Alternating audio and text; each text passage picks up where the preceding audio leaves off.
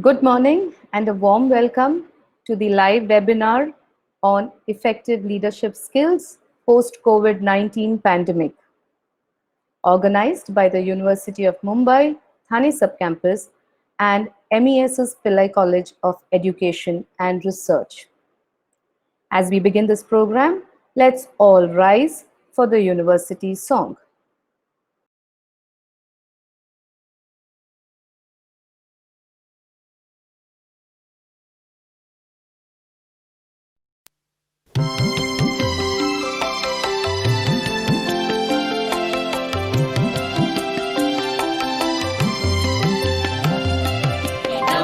सुन्दरं मन्दिरं शारदाया मुम्बापुरी विश्वविद्यालयम् इदं सुन्दरं मन्दिरं शारदाया मुम्बापुरी विश्वविद्यालयम् कलाशास्त्रवाणिज्यशाखाधिरूढा अमूढा विमुक्ता विहङ्गा वयम् शृण्वन्तु सर्वे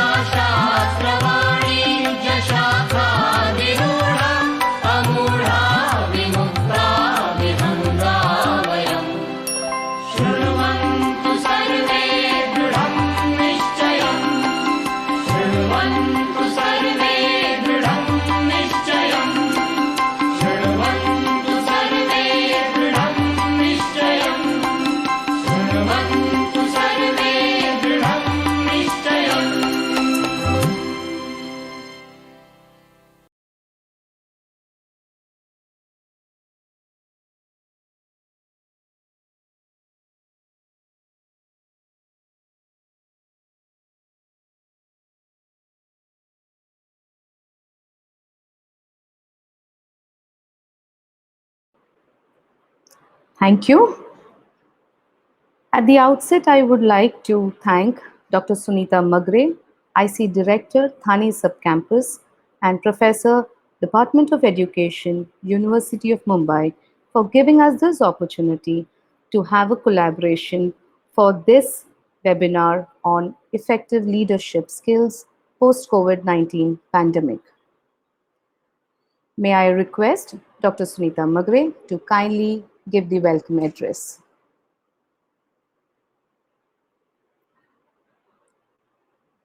Yeah, yeah. I think we are.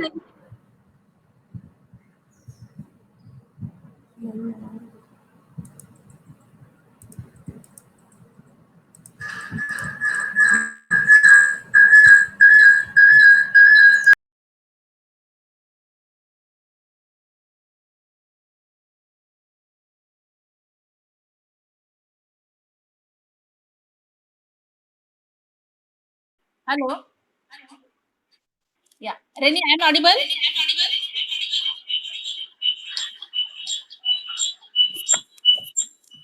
Phone number. We can Hello. see you and you're audible, ma'am. Oh, good morning, one and all. I hope all of you are fine in this pandemic. I, HR Director, Thane Campus, University of Mumbai. I wholeheartedly welcome you all here in the webinar on effective leadership skills post COVID-19 pandemic, organized by University of Mumbai, Thane Subcampus in association with Mahatma Education Society, Pillai College of Education and Research Chambers.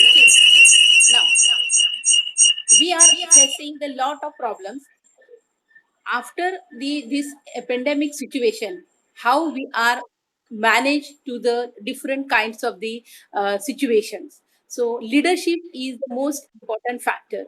So what is mean by the leadership? Now leadership is a quite a word in itself.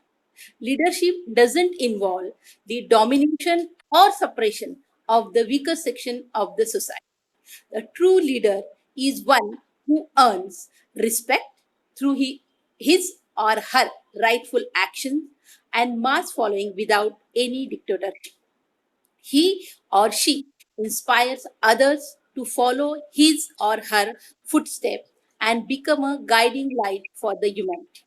A great leader is someone who carries the torch of wisdom and enlightens the society, thereby the great leader is someone who carries the torch of wisdom and enlightens the society, thereby leading people to the path of progress and the growth. Beside this, the true meaning of leadership is having a requisite ability to enable people want to follow you will being under no compulsion as such. Leaders are those who set certain benchmarks and try to achieve those benchmarks by allowing people to judge them according to their actions and the endeavors. The goal are set and all might is put towards achieving those goals, but without compromising with the ethics and the morals. This is a true mark of a great leader. The true leader is someone who is able to establish a connection with the Almighty and realize by the faith that he or she is a mere instrument in the hands of his and him, and he or she dedicates the entire life on become an inspirer and guide of the higher sentiments and ambitions of the people. Leaders who possess a great leadership qualities effectively channelize their energy and devote themselves for the growth and progress of humanity. Always remember that the love of supreme excellence is found in a great leader. Thank you very much.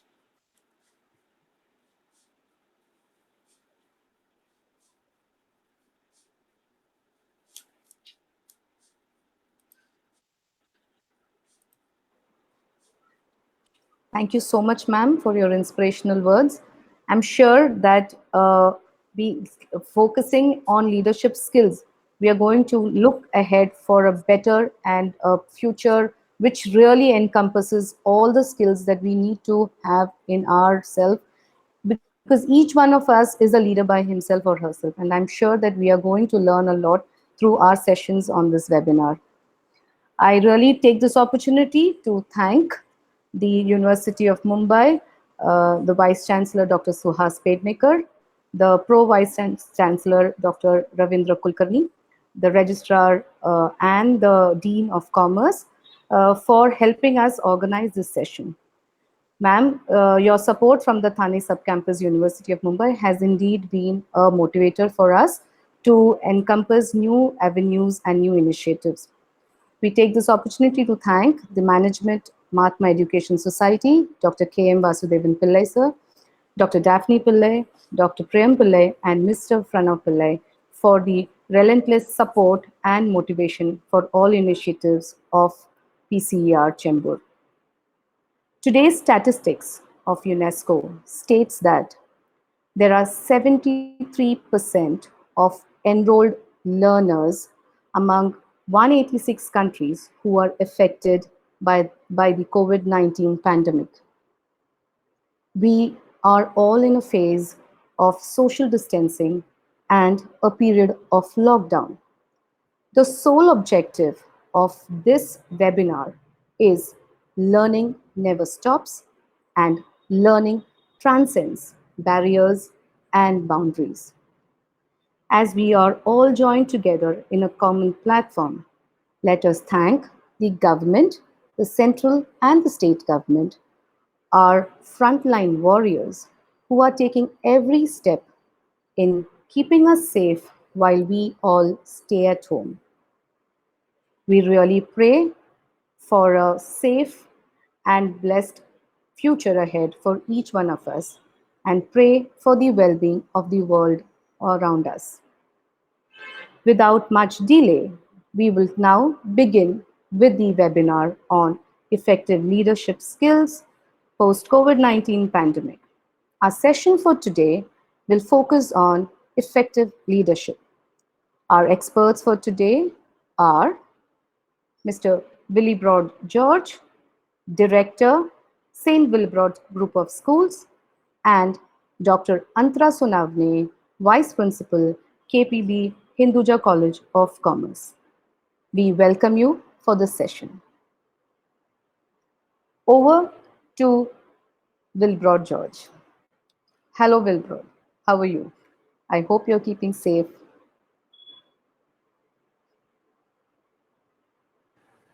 Willibrord, I'm unable to hear you. For Yeah, inviting me. yeah, that's better.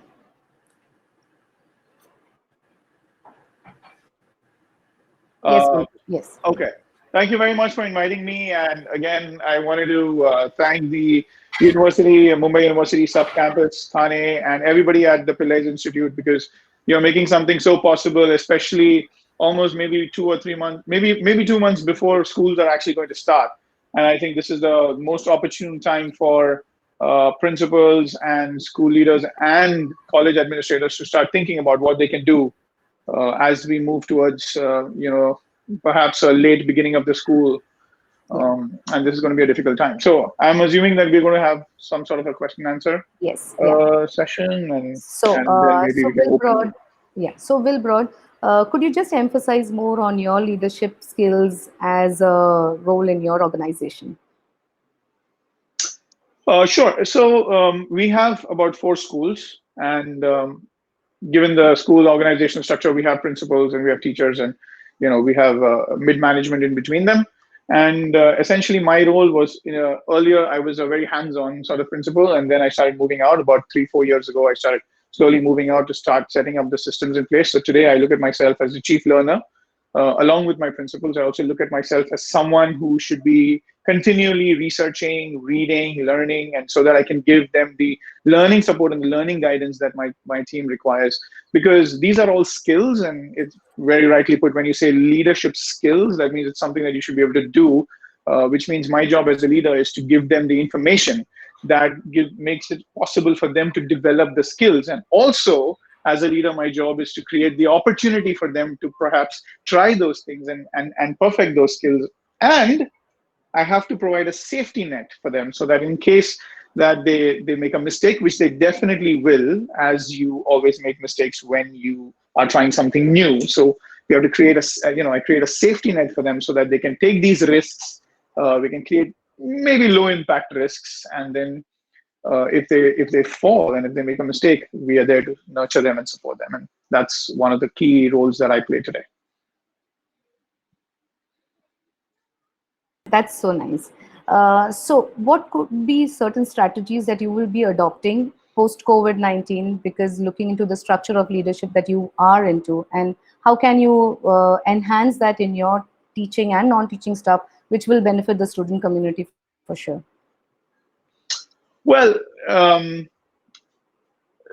that's a really tough question because we are currently in a pandemic situation, which means all of us are in this together and all of us are in this at the same time, and all of us are clueless about what we have to do. So I am certainly no expert in that matter, but I think this is a great opportunity for leaders like us. People look at us as leaders of institutions and leaders of men and leaders of people. And I think this is a great opportunity for us to stand up and to really do leadership, if you know what I mean. There's a difference between leader and leadership. And so in that sense, I'm just sitting and thinking every day in terms of what is it that we can do? What am I called to do? What are we as the institution of a school called to do? And you know, honestly, a lot of people are saying in my lifetime, in my lifetime or in our lifetime, we've never seen a situation like this. But that is not really true, because when we zoom out a little bit and we look at 100-year situation, we've seen that there have been plagues, there have been the Great Depression, there have been the flu and things like that, and there have been situations back in the 1920s. When you look at educational historians, you see that situations like this have happened. The world went through world wars. There were bushfires in Australia, and there were floods, and all these little situations all over the world created the same sort of environment for schools in those places. So I'm now sitting and thinking, what can I learn from those situations? How can I see the way other leaders responded to that situation during that time, and is there something that I can learn? So I've actually been very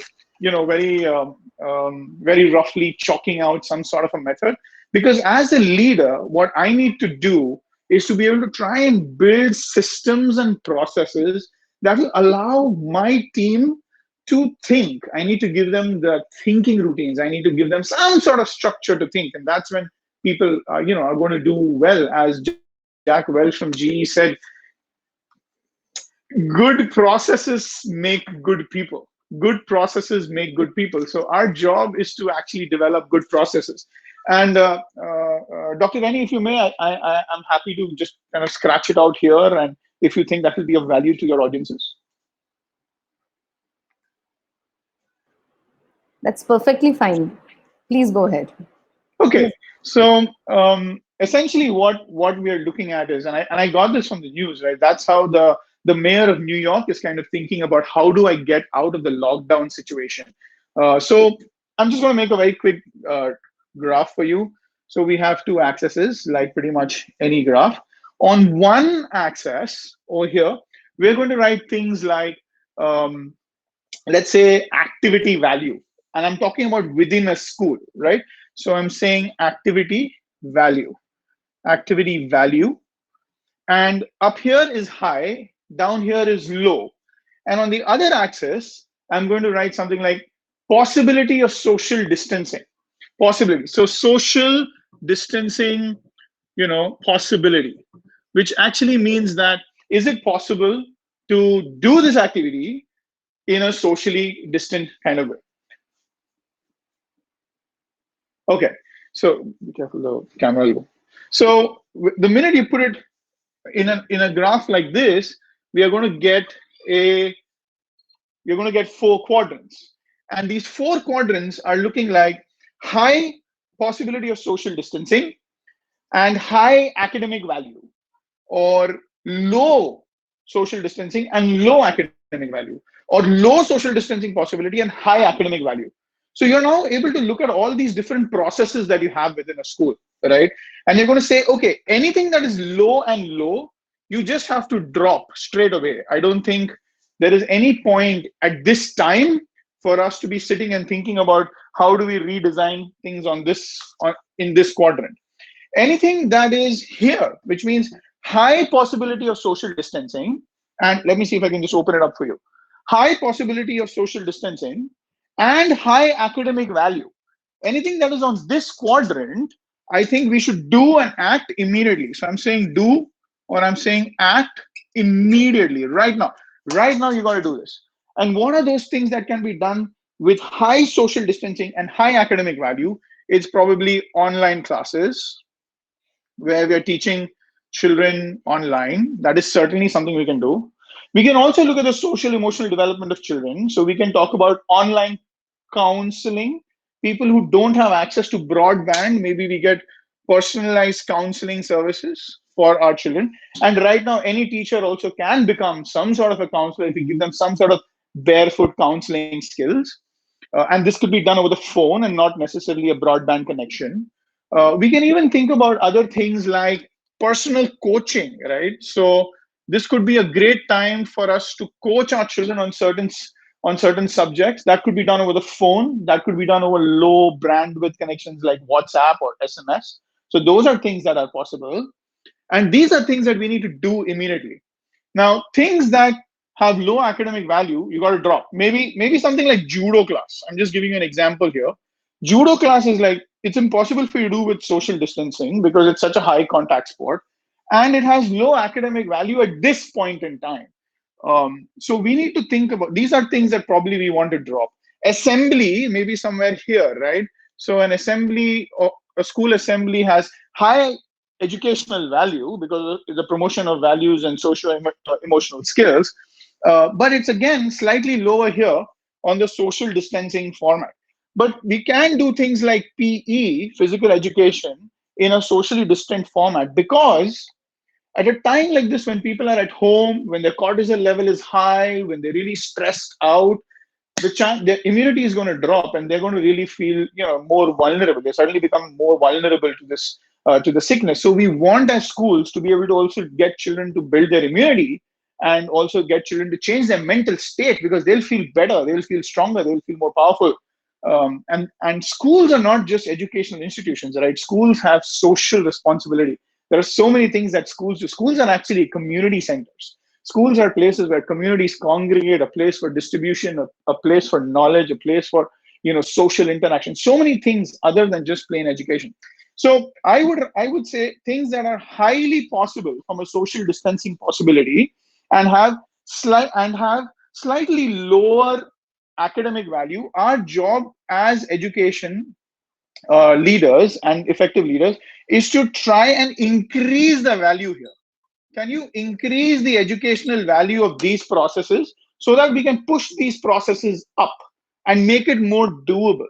Uh, and things like these, things that have high educational value already within a school, is that, can we think of a method where we are able to push this here towards, trying and seeing, can we redesign our processes to make them possible over, to make them more possible from a socially distanced perspective.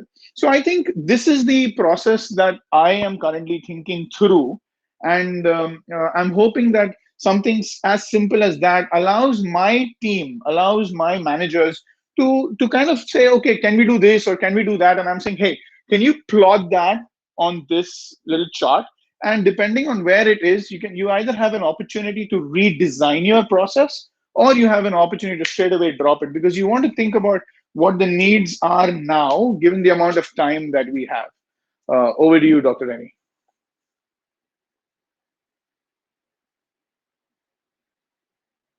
And I have known that you had contributed your expertise and your views regarding the post-COVID classroom strategies and the resources that can be done through SLN Global Network, which was published in the newspaper as well.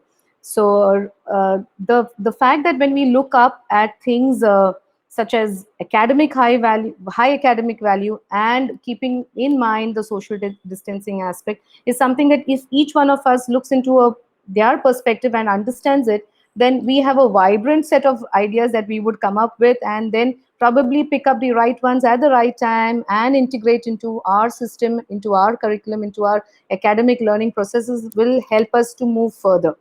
I'm sure that this period is few months ahead, and we have to wait on till we really get back to a system of being back to the classrooms as we have seen 2 3 months back. But nevertheless, the aspect of learning never stops, and learning transcending boundaries and barriers is something that I really love, and I really believe in that aspect, and that's why we are all here today in this platform. And that aspect, if we each one of us take it quite seriously with understanding their own perspective, because a couple of times I have been interacting with our students as well, and they keep telling, ma'am, I have a problem with connectivity, ma'am, I have a problem that I can't move outside, I stay in a particular place where it is a red light zone, ma'am, I can't be moving around. There is few students who just shared that, ma'am, my building has been sealed.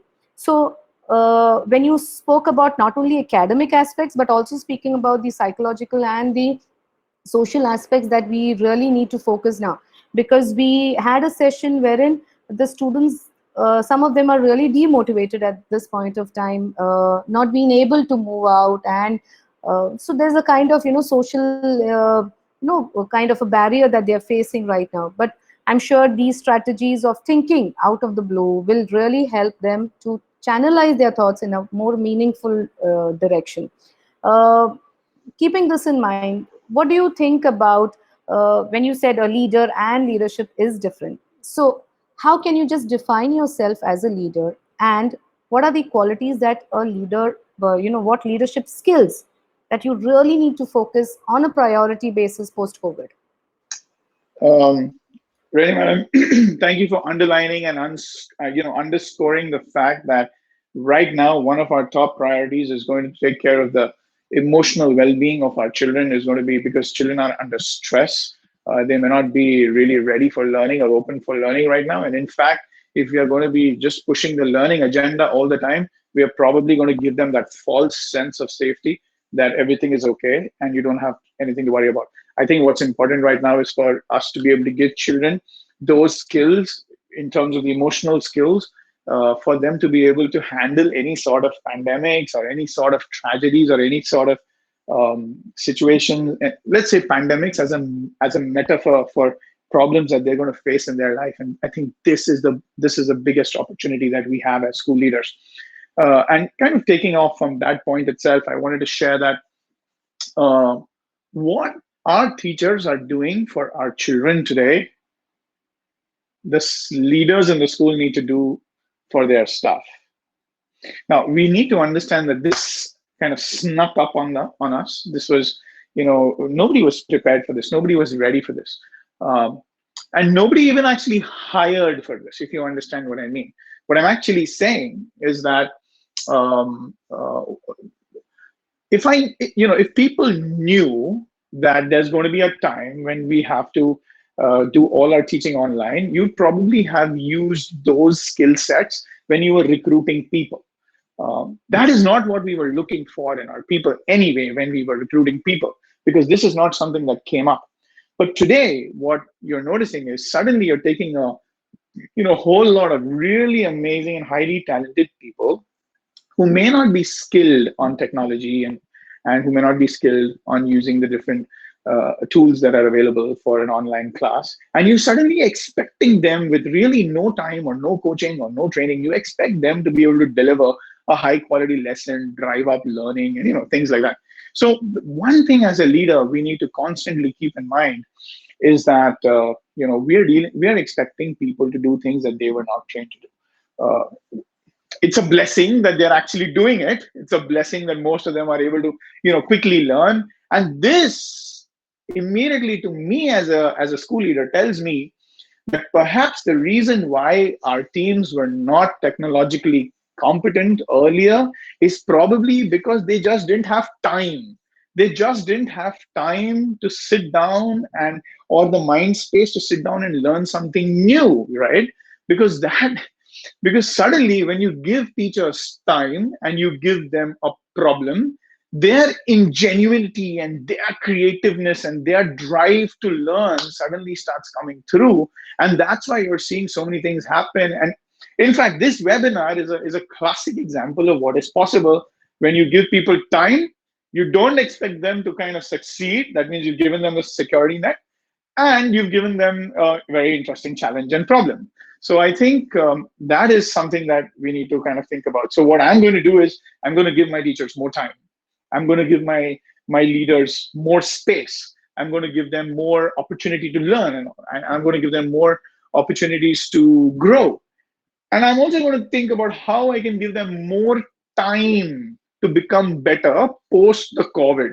Once the COVID is kind of out of the door, I'm going to redesign the school, and I'm going to think through, each and every process. I'm going to think through how important is this? Is this adding meaningful, is it adding a meaningful contribution to that life, to the child's life? What is it that we can drop? What is it that we can do more of? I think that is essentially one of the big learnings. Do you want to give 35 periods or whatever, 37 periods, or something like that to a teacher every week, or do you want to give her 20?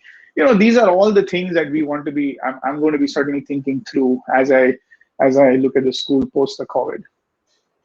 Yeah, that's so true. Because as a leader, to give opportunity for your teachers to think, because they are the ones who really face the classrooms all throughout, and even now they are the ones who are going to maneuver the learning resources for their students. I'm sure that giving opportunities for teachers is a very good thought that will really help them to take and understand. So as I was just talking to another session, I just told them that till now, technology has always been an assistive tool, but now we are quite dependent on technology as a tool to reach out to the masses, as well as to each one of the.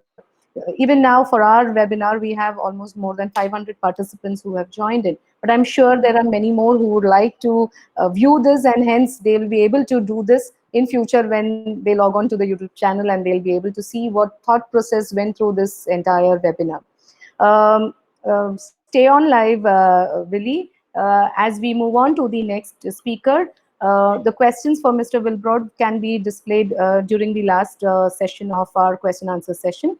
Now we would like to bring in Dr. Antara Sonawane, Vice Principal, Hinduja College of Commerce, as we get in ma'am for the session. Hello, ma'am. Good afternoon. Good And warm afternoon, ma'am. welcome to you once Very good. again. Thank you so much. It's a pleasure that you are here with us today, ma'am. Thank you so much. Thank you Yeah, so much for having me. yeah. Ma'am, as we move on, we would just like to know, could you just elaborate a little bit about your leadership skills in your institution? Yeah. Being a vice principal of the institution, my role as a leader there, what is expected more is how I am best using the facilities that we already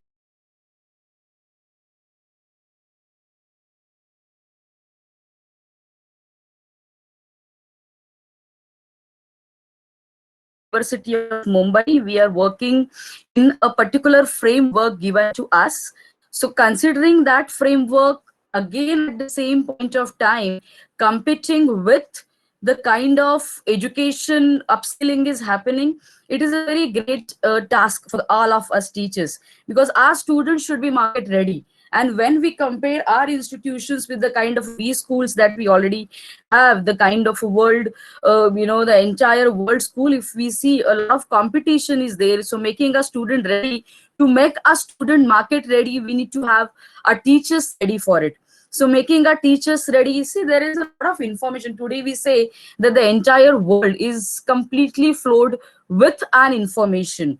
That what is the need of an hour to filter that information. So basically what I do is, my role here is filter that information, give what is best to my institution, build up the rapport between the teaching, non-teaching, and students. See, these are the most important pillars of any organization and any institution. When these three stand hand in hand very strongly, that brings the great quality to an institution. So as a leader, as a teacher leader specifically, my role is this, that I keep that learner live, keep leaving that learner always in my student, in my teacher, right from that security guard who's standing at the gate till everybody at the topmost level. That learner should be there, so that the moment we are learning, we are ready to pursue things, then we have that attitude to change and building change. Yes, ma'am. Can you hear me? Hello? Yeah, we could Hello? hear. Yeah. Yeah, yes, ma'am. Yeah, yeah, yeah. So, keeping in mind this aspect of yours of bringing about a change from the grassroots level to the topmost level, so how would you guide your teachers, the teachers or the non-teaching staff, to have for a comeback after COVID-19 Yeah. pandemic? Now, see, ma'am, this is, as George sir rightly said, this is a very difficult question, because until we, we complete the sea, we do not know what is on the next side waiting for us. So this pandemic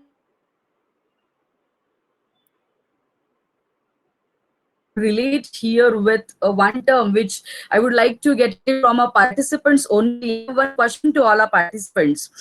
In this time of this pandemic that we all are facing, what is your emotional state now? What is that you see around you? What is that you all, that one word, if you all can just type in your chat box, what is that feeling, that is at this moment you all are feeling? Can we just quickly have some words Yeah. in the chat box? So we can have the messages coming up in the chat box so that Yeah. ma'am will be able to proceed Okay, further. Ivy. Okay, okay. So if this question comes, that the feeling that all of us are feeling now, we have a great feeling of uncertainty. We don't know that what is that next going to come up. We don't know. Many of us do not even know that whether our jobs are going to be there or not. Yeah, especially the people who are working into the private setup. Then there is a huge uncertainty about. We always every day the news articles are talking about the vaccine is coming in. Even today morning there was an article saying that the vaccine was injected, and it was, the experiments were done, but it was a fail. So every time the new things are coming up, the information is coming in, we have a kind of a panic situation amongst us. There is a huge panic that we all can see. There is ambiguity around us. So something which the term which was coined sometime 1987 with at the war, college, army war college, which is a VUCA term, which is VUCA, VUCA environment.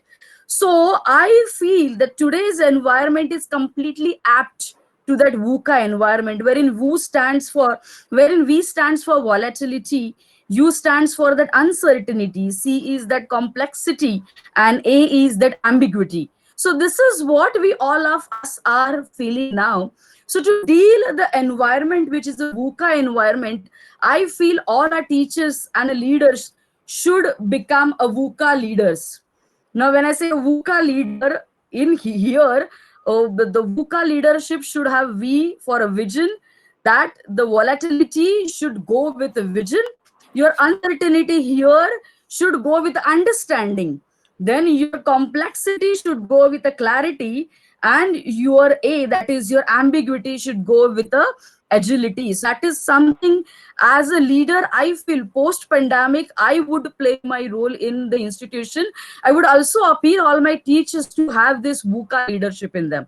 Understand the employees, understand all of them, because the time which we have gone through, it is something that they have never faced. It has set back all of us 20 years before, wherein things which we were never used to, we are doing those things now, maybe forcefully, but yes, we are doing it, right? So when we can do something which we were never used to, we can really do wonders, right? But then that time need to be given, as even the previous speaker rightly said, give time. When you're talking about a VUCA, when we're talking about the VUCA environment, the VUCA leadership, you have to give that time to rebuild your employees. You have to give time to everybody who's out there. And when we say VUCA leadership, if you see all these terms, they are connected to one very important terminology, which is emotional intelligence. Even in the chat box, I could read one comment wherein one person was asking that, are you really hinting at handling students emotionally? So we all as a leader need to really study that emotional intelligence, and we have to deal everyone with that kind of emotional intelligence. VUCA is really, we can, each one of us can interpret VUCA and understand with the focus of vision in mind. And I say, Yes. and as you say, that we're having a vision. And when we talk about C, we can also talk about compatibility, because these days we really need to focus on compatibility also, Compatibility. because we are in such a fearful situation every day. When, even when we are going out to buy our essential things, we are so worried if this person is coughing, if this person has Yes, we yes, every so in some, there is somewhere inside that we are have will we are still nourishing that fear. And probably the aspect of compatibility and living together in harmony should yes. be really looked into with a Yeah. very And broader framework in mind. Yes, ma'am. with this, ma'am, when we say that we have that fear, see, this fear is basically about somebody who's going to judge me. Even that Mm. fear, so many times we see in a normal situation Yes, true. in with the kids. Even when we stand in some of the seminars, we have that, am I really doing good? Or True. what if this happens? What if? So that is something, we Yeah. always have in our mind, that is somebody is going to judge me? Or what if they judge me wrong? Yeah, so that fear again here, when we talk about the pandemics here, people are not coming out and telling that they have the symptoms. Why? Because they have a feeling that people are going to judge me on a wrong background, saying that these people didn't took a proper precautions and care. True. That is why they got infected. So if you see everywhere, if you relate, whether it be your personal life, professional life, you're talking about a leadership and everything, it is all that connected with the kind of a thinking that we have, the kind of how we are handling our people. That is something more important. True. Handling the Very people, nice. very very important. Yes. Yeah. So as we are on the topic of handling people, so here comes, ma'am, how would you handle the anxiety level that our teachers and the non-teaching staff and even the students post COVID-19 pandemic? Yes. See, this now handling an anxiety. See, most of the time, what we do is we try to direct people, which is where we go wrong. When we say the non-teaching staff is there, even if they have a problem and all that, we know so many times we give it a thought. Okay, now we listen. Yeah, this is your problem. Students, they have this problem. Okay, post-pandemic or pre-pandemic, this is what you have gone through. We listen and we directly throw our opinions on them. We try to direct them. So there where I think we go wrong. What is more important is, do not direct people, try to connect with people. Create that collaborations with people, create that emotional connect with people. That is what is something important. When we jumped into directing them, it is simply not possible. Because we try to direct them, we try to give them directions, that you do this thing, you do that thing. So what we try to do with our directions is to Very true. emotions question, emotions accounting that we have to do. We have to keep crediting some emotions with that person, wherein you have to always be a part of that person's life with the connections. And the more stronger connection that you have, it will be very easy for you to get things done from them. So post pandemic, whenever you are approaching people, get things done with connection. Do not try to direct them. So direction is not going to work directly, directing them with authoritative voice. No, not at all. Try to build a connect, be a part of them. Okay, that's very, very, very true. Because ma'am, today now when we are talking about social distancing, we have somehow forgotten the aspect of connection. We Connections. always say that 21 days is good enough for learning a habit. So now the Yeah. social distancing itself has come like a habit for us. And Yes. we are we are now not very used to the situations outside or the crowd. The moment we see a crowd, now we are like worried, and we are looking at with such a lot of ambiguity, thinking, oh, why is the crowd, what is happening here? Is there something? Oh, we should be far away from. Even So in a our family, somebody is giving certain different, even coughing, and we feel, "Okay, yaar, what is happening? Yeah, true. That's why. Yeah, we are now, trying to take extra precautions, and these will be there in our situation, in our society for a period, and it's there going to be there where we have to face this for a long period of time, because that's the best way how we can protect ourselves, our society, our neighborhood, and take safety precautionary measures. So during this pandemic, one thing that we have learned is our actions really have an impact on us as a society. We always Yes. have seen, yes, our actions give an impact to the society. But today, we are really witnessing that in person and seeing that how even a smallest action of ours makes a lot of difference in the entire society. So, as we are talking, ma'am, what else would you like to focus on leadership with respect to your working environment in Yes. the post-COVID pandemic? The post-COVID pandemic, what I believe, Rani ma'am, what we should very importantly do is break down the barriers.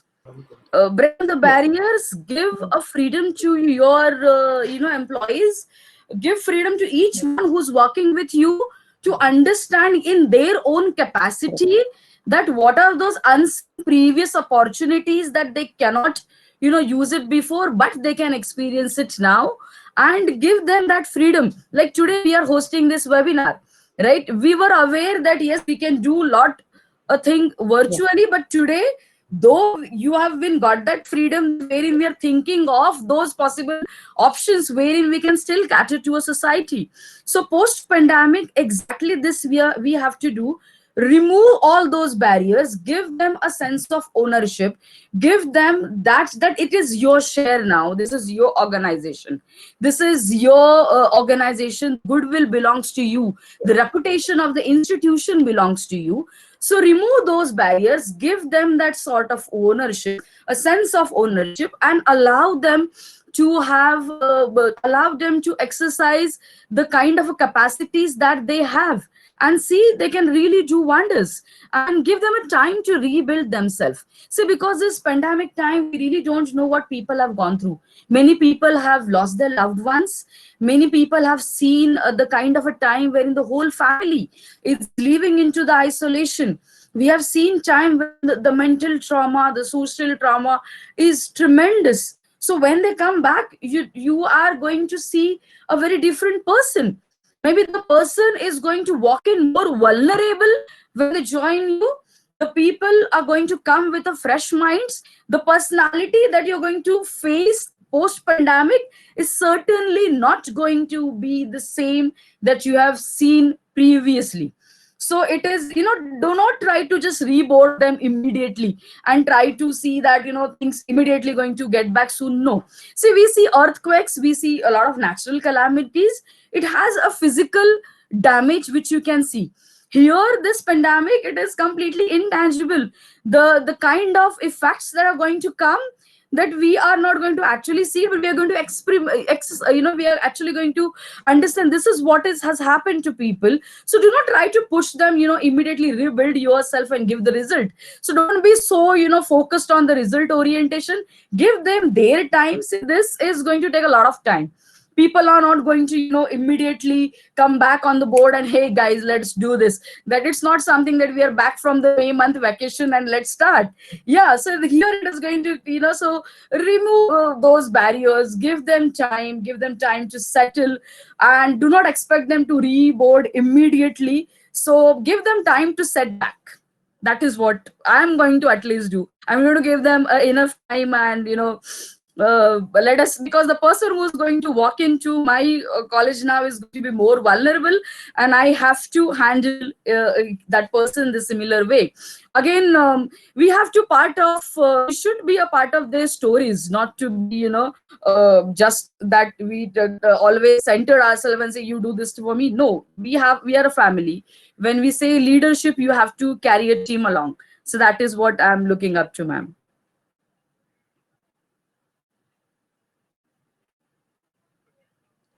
Yeah, Yes. very true, ma'am. Because as you rightly said, time heals, and we need that Yes. time to heal ourselves, our society, and the world around. So I believe that every experience is a learning experience, and this experience will lead us to a better future We are going to be, this is something that we have learned now. This pandemic has taught us a lot of things. And one of the things that we have learned is, being together. As a family, we have been able to spend a lot of time together, and that itself is such a blessing, because most of the Yes. times we are all so busy with our lifestyle, with our everyday chores. And but this is really helped us to be to learn the family, understand the family better. So I'm sure this time to understand ourselves, understand our family, and understand the world will really make a difference for us in the future. We are now here to pose the questions to the speakers. You may pose your questions. You can ask the question to specific speakers with the name mentioned, so then they will be able to respond to you accordingly. So there are a few questions that have come through, and I'm sure we'll be able to put it on the screen so that speakers would like to address the same. Yeah. We're just putting it right away. But I'm sure that it has been a great learning, because looking at the comments, I believe that really it has been a great learning today. Um, yes. A few things that I saw during the VUCA, the mnemonic being emphasized. One aspect that I saw is being relaxed. So that is also very important, because these days we cannot be too hyper about things and thinking, oh, what will happen next, and you Yeah. just jump into conclusion and take every situation as a very dangerous situation, or a very fragile situation. It's better that you need to be relaxed. So we have the questions right away. So Willie, you have a question that you need to look into. How can we Look into. yeah, how can we help It, our it, students emotionally? yes, that's a very powerful statement, and I think both the Dr. Annie and the other speaker, everyone has been really wonderful in that. What I wanted to share right now is, uh, I am actually seeing my sister-in-law work from home right now. And she works for one of India's most respected companies. I don't want to give the name of the company. But what I'm actually seeing is her managers and her bosses calling her at 5 o'clock, 6 o'clock, 8 o'clock, 10 o'clock, 12 o'clock in the night and expecting things. She's under tremendous stress. So that makes me think, how am I as a leader, as a school principal, as a CEO, how am I as a leader dealing with my staff and my teachers and my team members at home now? Because they are spending time at home, they have children at home, they have elderly parents at home, they have their spouses at home, they don't have their maids at home, they literally don't have any support. And at that point in time, as a leader, what do I do? Do I still continue to get them to work for that 6 or 8 hours a day? No. We need to drop our time down to 2 hours or 3 hours a day. We need to make sure we are not calling them after that 2 or 3 hours. We need to make sure we're not giving them work that they cannot do or that they're going to struggle. And I think if you do that, if you're in a position to build that kind of self discipline, self regulation along with your team, that means you're taking care of your team emotionally. You're looking at your team from a Very true. whole person point of view. Yeah. That is also going to set, in my opinion, that is also going to set the precedent as we move into the post COVID time. So, the post COVID time, when the teachers or your team members come back to school and when they see you, they're going to remember how you were when they or you couldn't see each other. So I think use this opportunity as that time. And I really, when I was going through those messages and when I heard people say things like they're depressed and they're worried and they're, that really, that pulls me down and it'll pull everyone down. We don't want to be feeling that way. We got to reframe those words. Imagine how children will be feeling. And that's why I was saying that it's so important for us to look at the emotional self of that child, Yeah. and we have to respond to that. Thank you. Yeah. Thank you, Willie. I do understand emotional is very important, because once you are emotionally nurtured well, then you're socially, physically, and mentally prepared to do a couple of things. So if you are not emotionally fine, I feel that when you're not fine from within, you can't do the best outside as well. So Antara ma'am, there's a question for you Yeah. that has come up is how would you motivate your teachers to work online? Yeah. Now, this is something, a very important aspect. In fact, I personally faced this one. All the time, we used to talk about let us go online. There was a lot of UGC circulars talking about it. Everybody was saying go virtual, use those online platforms, but we aren't were doing that. Now we are doing it because it has come forcefully on us. So the question here, how do you motivate? See, there is one quality that we all teacher have, that we are just love to connect with our students. We always want to be a part of the life of our students. When they are not around, we really literally miss them. And to be a part of their life, we have to tell them this is the simple thing what I did. I have actually motivated my team saying that yes, now we have to be with them. They need us the most. Yeah, because this the pandemic situation wherein they have a lot of questions, they have a lot of anxiety amongst the students, that what is going to happen? Am I going to give examinations? Am I not going to give examination? Then there is a huge stress that they are feeling when I'm going to come back to. There are many outstation students as well. So what is that we need to do is motivate a teacher saying that this is the time your student needs you the most. So you have to be a part of their life. Now when we say you have to be a part of their life, there's only one medium now, which is online. Yeah, and where are our students available? They are available on Instagram, they're there on Facebook, they are on millennials now, and millennials are always there on this virtual network platform. So if we really have to connect better with our students, we do not have any other option than to go on the places where they're actually there. Maybe you just go Insta live, just have a talk to them. You need not to deliver a complete lecture. And what I've told my teacher, do not actually go for briefing and taking a complete lecture online. Maybe you can play some quiz with them. Maybe you can just ask them that Yeah, how they have spent their time.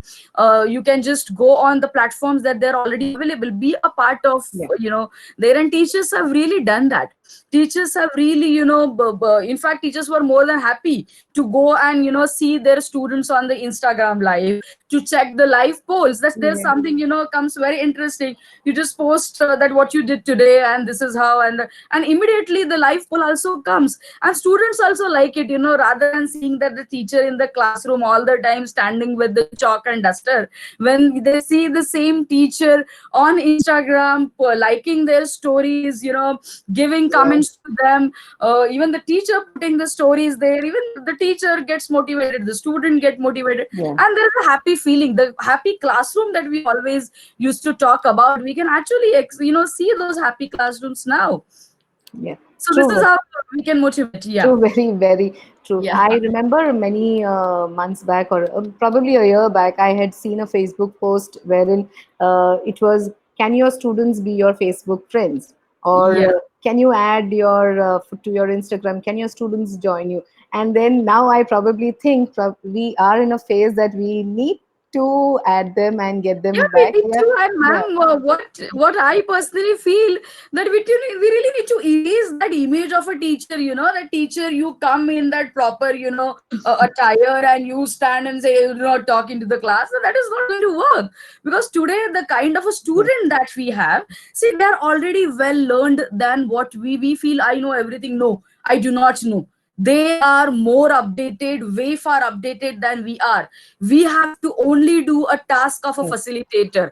We are just a facilitator who are going to give them advices, because we have lived more life than them, and that is something, that's only it. So yeah, we have to be a part of their life. You see, yeah, many of our children's, where are they now? They are on those digital platform. yeah. You see them standing around the campus digitally playing all the time. Why do they play games? Because they do not have a fear of judging somebody there. They have the undo button.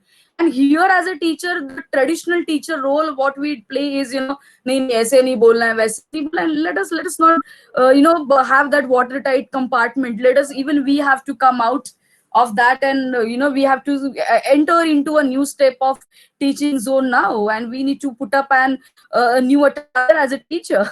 True, very true. So we have a question here. We are talking about teaching and non-teaching stuff. My question is, what about leaders' emotional, moral, and social aspects? Either of you, probably Wilbrod, could you just throw light on this?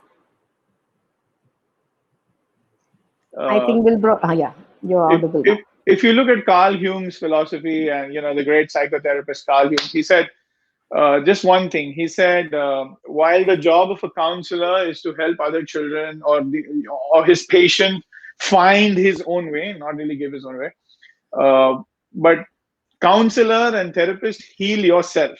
So I think as a leader, our job is going to be to really find our own capacities. And I guess that's why also people expect you to be a leader, because you are in a position to be able to heal yourself and take care of yourself. There was one question, Reni madam, which really came up and I thought was very pertinent. I wondered if you would like to look at that. A question madam was asking about screen time. How do we take care of screen time for children at this time? Is that something that you think is applicable to a lot of people? Yes. Okay, so I had some thoughts on You can. screen time, because we work with students from our schools are in Nalasupara, Virar, and in places far away as Boisar, Palghar, in those areas. And really, connectivity becomes a problem. So there is one part of the question which talks about how do we engage children from a connectivity point of view, and there is another part of the question saying, for the ones who are connected, what do we do about screen time? So here is my thing, and I would want to share this information. And if you are present in this webinar, I would really recommend you take a quick note about this, because this is something that you can go out and do some further research. Right now, we are in a situation where we're using technology in education.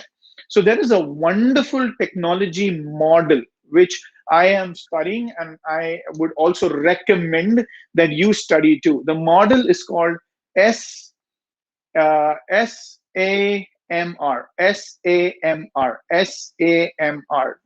SAMR is the model. And SAMR stands for substitution, augmentation, modification, and redesign. Substitution, modification, substitution, augmentation, modification, redesign. So, what people are doing right now is they're just substituting technology uh, in the way they teach, which means many teachers have started Zoom classes. Now, if you're doing Zoom or any video-based classes, your kids are glued to a screen with such a small form factor, emitting blue light. So we're not even telling kids that their phone must be on night mode so that it can protect their retinal layers. Um, and we're just substituting what I was going to do in a classroom. I was going to stand and deliver. I'm doing that now using video conferencing, which actually means while the teacher may be standing and delivering, the child may be literally stooping. May be literally stooping like this all the time. So if you have 4 lectures in a day and each lecture is like 4 hours, very soon within a week, children are going to have headaches, neck aches, back aches, hand aches, all kinds of problems are going to happen. So within week 2, mere substitution is not going to work. So what we are doing in our school is we are using Google Classroom, and there are a lot of other learning management softwares that you can look at. And that allows children to just log in, take a quick look at the activities and work that they need to do today. And after that, they're actually spending time out of the screen. They're not looking at the mobile or anything, because they need to work, they need to write down things, they need to put things in their copybooks and stuff like that. And later come back, take a photograph, upload it, give it to the teacher for gradation and review and return. So that is one strategy. That is where we have moved from substitution to augmentation. We are augmenting technology in the way we are teaching. The next thing is going to be obviously, modification. Can you modify your process? And one of the very interesting questions was, how do I move from something which has got high academic value and low social distancing possibility? How do I move it to here? And that's where you have to modify the process. The way you think of modifying the process so that you can do that or you can act on it immediately. And eventually later on, you have to just redesign how schools function. Over to you, Reni, madam. Yeah. As I would really like to echo my thoughts also, because as an institution, even we did the same thing for our class test. wherein we asked them to join the Google Classroom, and they were given their class test papers. They were scheduled on a time, at a particular time, and the due time was also given to them. They had to write their answers and upload it in the form of a PDF. And the teachers corrected it online at their time and pace, and the mark sheets were given to the student. So this really works. So when you think wider with aspects of how you can do the best for your students, that's when substitutions and modification and augmentation, because after substitute you need to augment, and then I'm sure we are all going to redesign new aspects in the future for the betterment of our students. We are through with few questions that we could take up. Would like to give Antara ma'am a last view that you would like to post to the audience. The last few. What I would say, everybody is talking about, there are warriors, COVID warriors.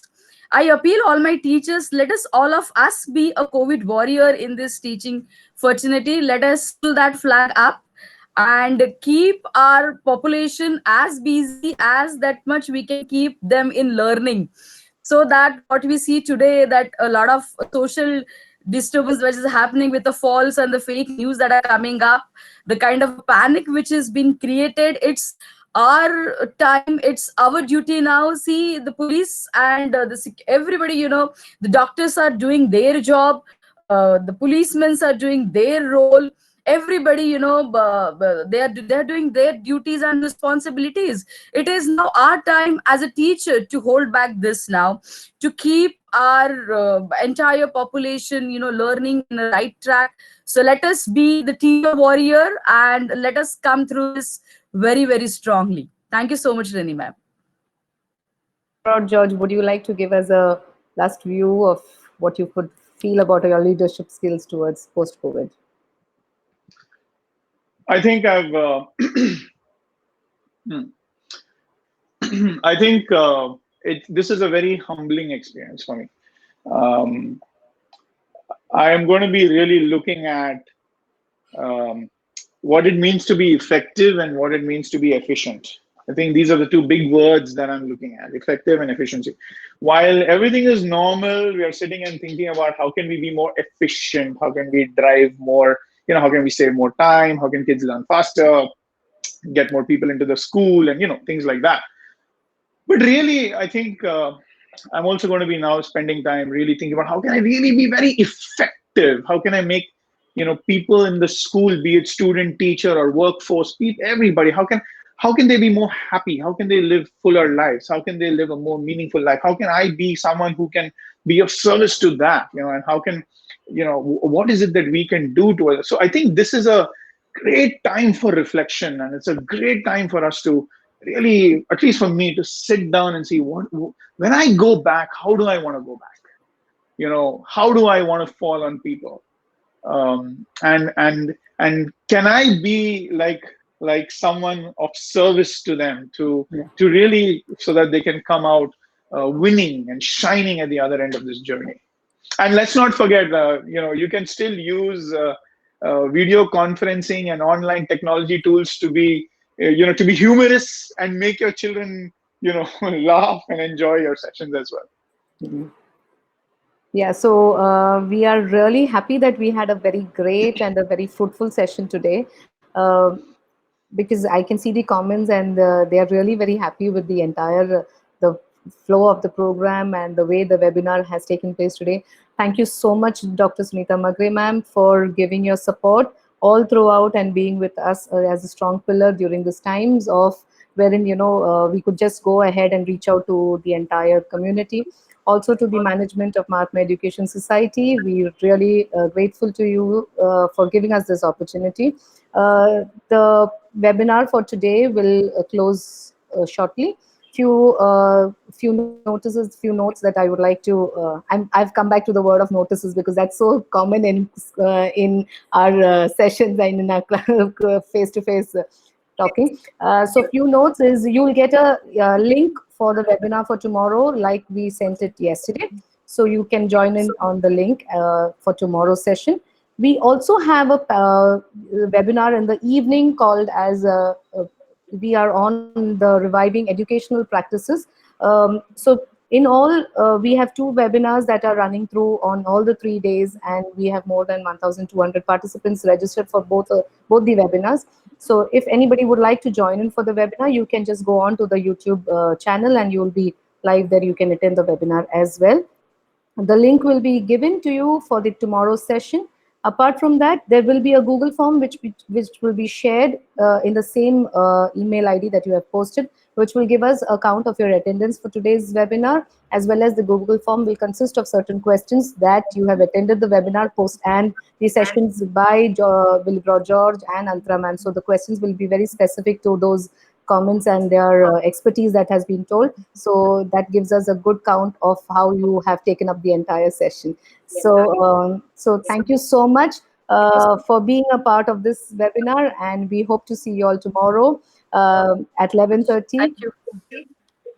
Thank Thank you. you, and Thank you so much for having me. Thank you so much. thank you, ma'am. Thank Thank you. you, Magre ma'am. Thank you, Wilbur George.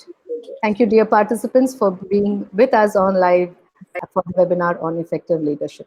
Good day, stay safe, stay blessed.